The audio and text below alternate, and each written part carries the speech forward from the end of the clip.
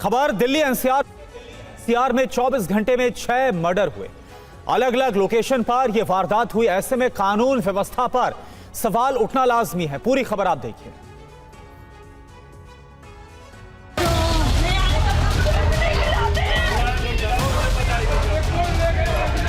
चौबीस घंटे में 6 मर्डर। दिल्ली एनसीआर में फैला डर। दिल्ली के गोविंदपुरी में मां बेटे की हत्या हुई है तो रोहिणी में 2 नाबालिगों की हत्या रोंगटे खड़े कर देने वाली है। सुभाष प्लेस में हुई खूनी झड़प में भी एक शख्स की मौत हो गई। सबसे पहले दिल्ली के गोविंदपुरी में हुई डबल मर्डर की वारदात की परतें खोलते हैं। बीती रात गोविंदपुरी में विष्णु साहू की पत्नी और उनके बेटे का मर्डर किया गया है। घर के अंदर शारदा साहू और बेटे का शव खून से लथपथ मिला। मां और बेटे दोनों के शरीर पर चाकू से कई वार के निशान मिले। अलमारी से कैश जेवर गायब थे। लूट के इरादे से हत्या का शक जताया गया है। फल सब्जी बेचने वाले विष्णु को 12:30 बजे जानकारी मिली थी। इस मामले में पुलिस ने बीएनएस की धारा 103, 309(6) के तहत केस दर्ज किया। अब पुलिस कई टीम बनाकर हमलावर की तलाश में जुटी है। टीवी 9 संवाददाता पुनीत शर्मा ने भी गोविंदपुरी में इस वारदात की पड़ताल की। पिछले 24 घंटे में देश की राजधानी दिल्ली में 7 लोगों का बेरहमी से कत्ल कर दिया गया और देश की सबसे स्मार्ट पुलिस आरोपियों को पकड़ तक नहीं पाई है। ताजा मामला दिल्ली के गोविंदपुरी इलाके का है, जहां गली नंबर 10 में एक मां और उसके 13 साल के बेटे की चाकू मारकर निर्ममता से उनके घर के अंदर ही हत्या कर दी गई है। देर रात जब शारदा का पति 12:30 बजे वापस आया तो घर का दरवाजा बाहर से बंद था। जब दरवाजे को खोला गया तो किचन में उसकी पत्नी शारदा और बेटे कुशल की लाश पड़ी थी। आसपास घूमते पुलिस वालों को कहा गया, पुलिस वाले मौके पर नहीं पहुंचे। उसके बाद जब थाने गए तो पुलिस वाले थाने से भी इनको वापस भेज रहे थे, जिसके बाद लगभग 1:30 बजे के आसपास पुलिस मौका वारदात पर पहुंची। उसने अपनी तफ्तीश शुरू की है।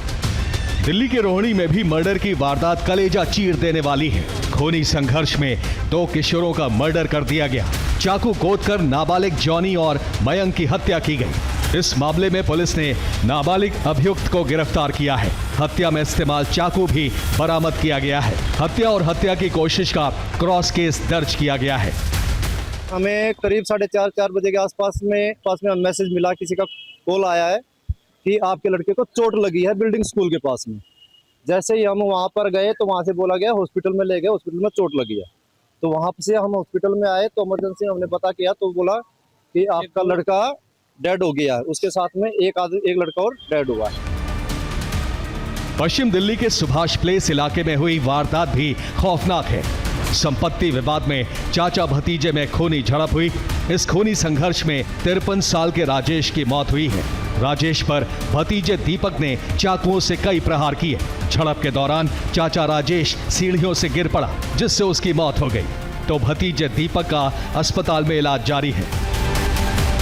वहीं ग्रेटर नोएडा के वैदपुरा गांव में एक शख्स की गोली मारकर हत्या कर दी गई। मृतक की पहचान 28 वर्षीय दीपक नागर के रूप में हुई है। अज्ञात हमलावरों ने दीपक की गोली मारकर हत्या कर दी। गोली मारने के बाद बदमाश मौके से फरार हो गए।